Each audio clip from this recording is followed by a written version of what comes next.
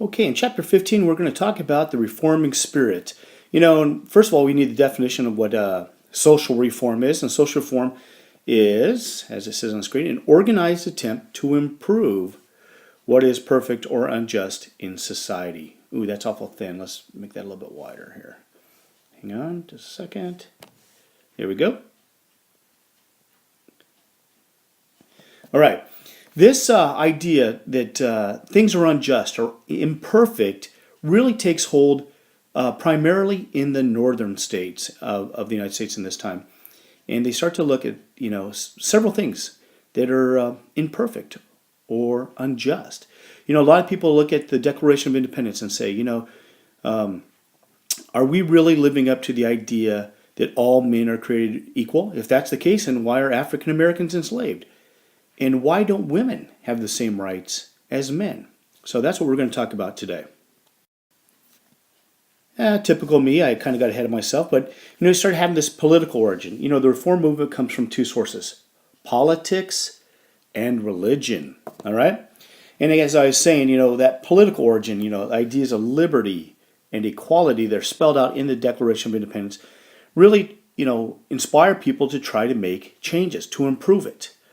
Now, remember when we were talking about the age of Jackson, the American democratic and political process is becoming more democratic. More people are able to vote than ever, right? It used to be only white males over a certain age with a certain religious affiliation that owned property could vote.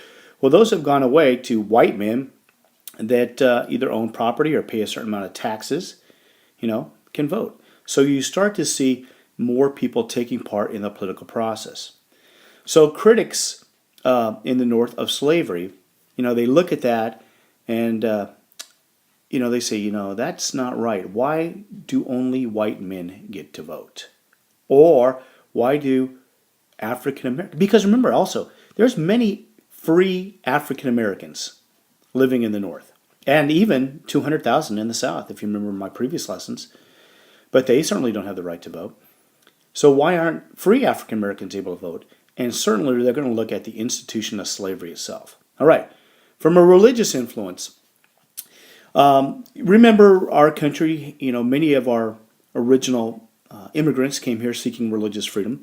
But up until the 1880s, or 1800s, I'm sorry, many people believed in an idea of predestination. Predestination. And that is the idea that God has already decided if you're going to go to heaven or if you're going to go to hell, if you're going to be saved or not. You had no say in the matter, really. It was already predetermined, so therefore predestination. But early in the 1800s, especially in the 1820s, 1830s, 1840s, you start to see this new awakening. It's called the Second Great Awakening that does not stress predetermination at all. It begins to stress the idea of free will. Free will. That people can have a decision in their destiny. In other words, doing something to help save themselves. All right? So they start looking around. They go, oh my gosh, then, if we're enslaving people, if we're treating people cruelly, if we are doing things that we consider a sin, then obviously we need to change that. We, the people, have a free will. Slavery is not... let me back up just a minute. Many people actually believed, hey, God wants everything to happen in a certain way. He made me white, and therefore I am blessed by God. He made those poor people Africans, right? And they're destined to be slaves. And now this new idea is that no. Man has instituted slavery, not God. Man has. Therefore, man can change it. So we start to see this shift. And you start to see these revivals taking place, all right? And revivals, are often held out in big fields with big tents. They have thousands of people come to listen to these preachers, and they encourage the people to reform their lives, turn from evil ways, get rid of institutions such as slavery. Now, a very famous religious teacher at the time is a guy named Charles Finney, and he teaches that individual salvation is the first step in the reform of society. In other words, we're never going to change society if people don't first change themselves, right? So get away from this idea of predestination, that people who are born in black are going to be slaves and people born in white are going to not, right? Get away from that. Change your lives. Look to improve yourself.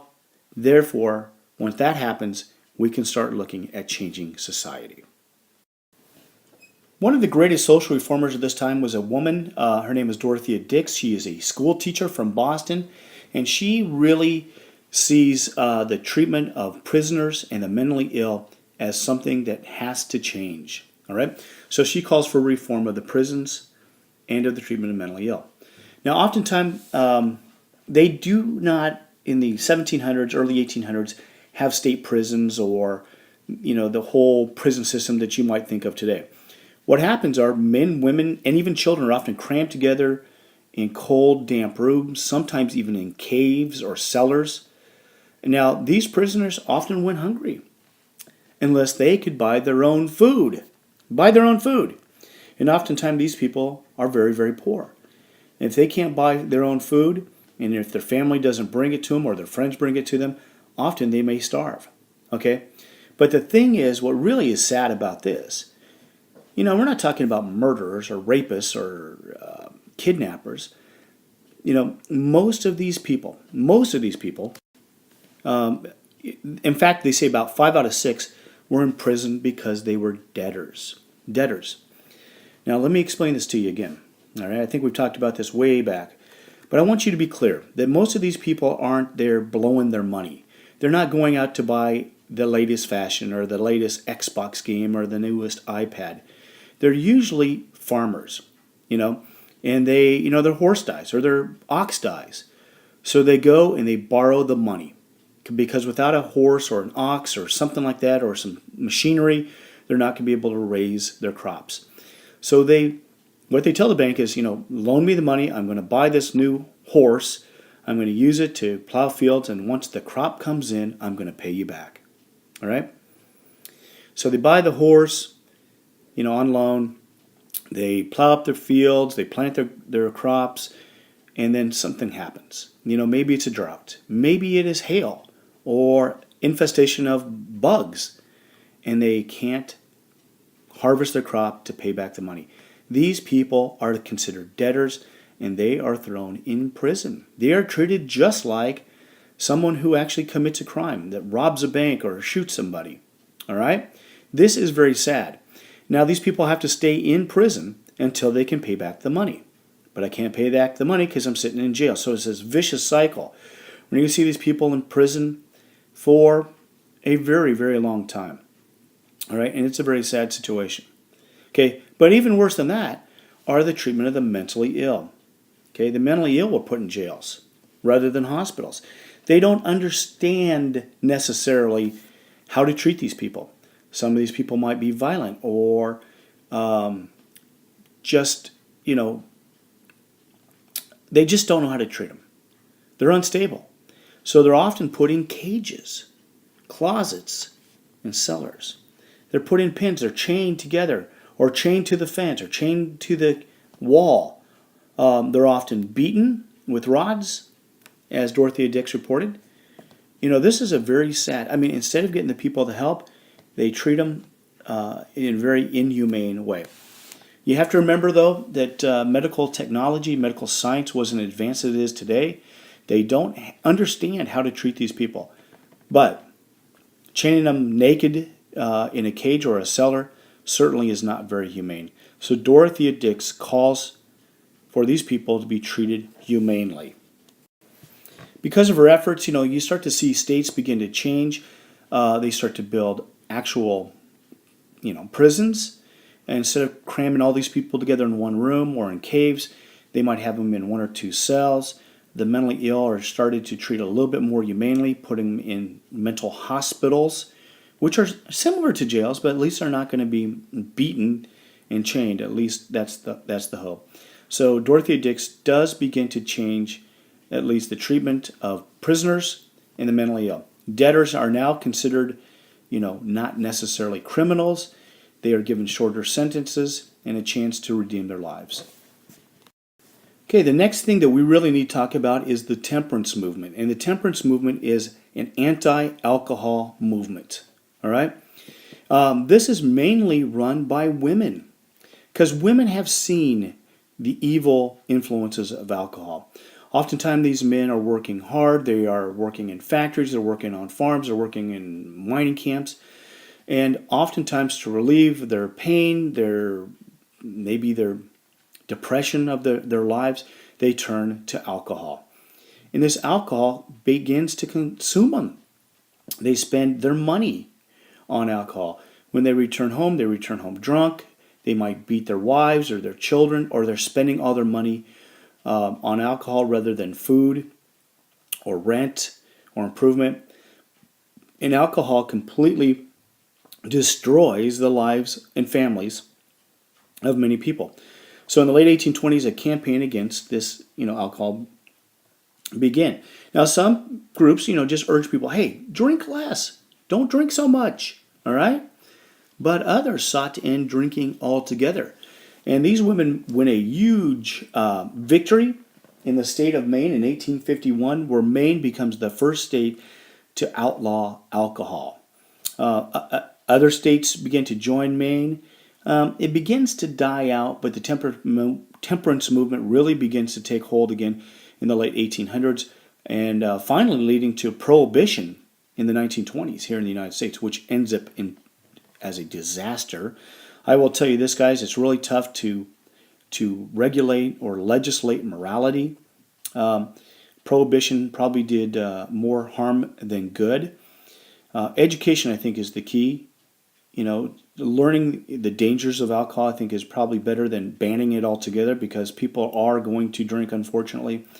And, so forcing people not to drink or making a law not to drink really had unintended consequences in the 1920s. But you can see that alcohol is extremely dangerous if left unchecked.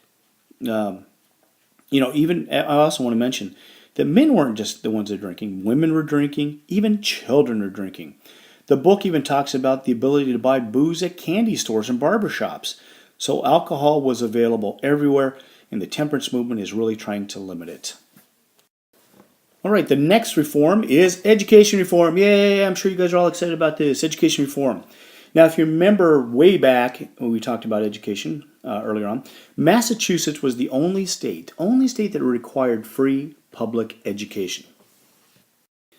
But there's not a lot of requirements. Many of these teachers are ill-prepared, and they're certainly very poorly paid. All right? So even states that begin to have it, or communities that require, or communities that say, hey, we're going to have an education system, there's not really a standard. You might get someone who just finished school themselves trying to teach others. Kids of all ages and all grades are crammed together in a single room. I'm sure some of them probably received a good education, but again, a lot of them did not. It really was kind of a roll of the dice what kind of education you was going to get. So reformers began to urge the United States to require educated citizens. Guys, if you think about it, what makes our country great and what makes other countries great are educated societies, literate, well-versed in mathematics and science and history, of course. And they begin to say, if the United States wants to be a great country, then we need educated citizens. So in 1814, New York passed a law requiring local governments to set up tax-supported school districts. In other words, the people of the state of New York are going to take part of their earnings and give it to the government to set up schools. All right? They also, these reform-minded people, begin to urge Congress to provide more money for education. And that even continues today. We're always battling, trying to get more money for education. To do what? Well, to build new schools, extend the school year. I'm sure you guys are excited about that. Raise teachers' pay, which I am excited about, and to establish colleges to train teachers. Now, I know that you would think, why do we have to pay teachers so much? Well, if you really want to attract quality people, you're going to have to pay them, right? Because there's too many other places out there trying to recruit educated people. Now, teachers don't go into teaching just for the money. I promise you that. Teachers go in there because they have a mission. They want to see their students educated. All right? But pay is important. Obviously, you can't live on nothing.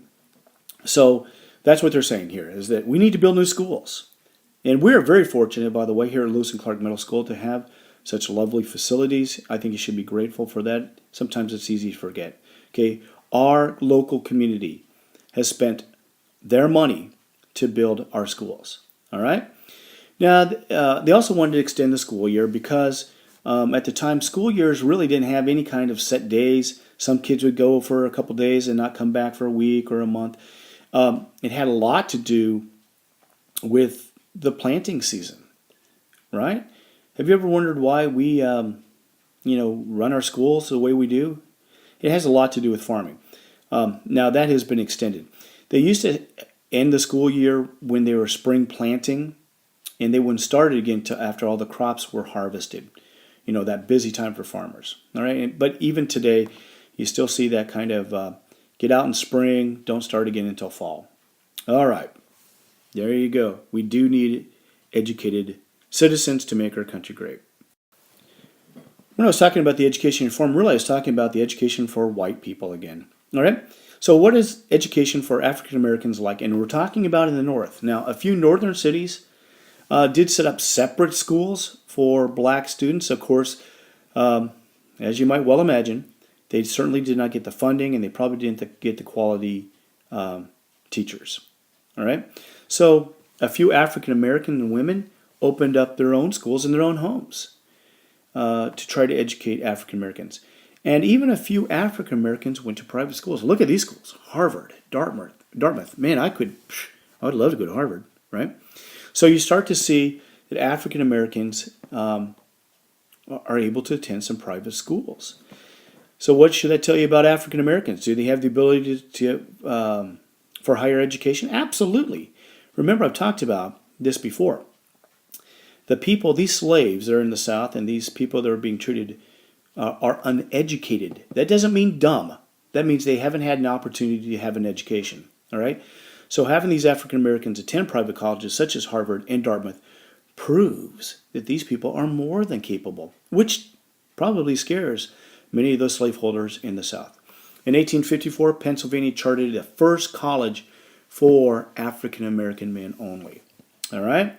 So you start to see a little bit of movement, not a large swing, but you start to see a little bit of education for African Americans in the North. Well, how about education for people with disabilities?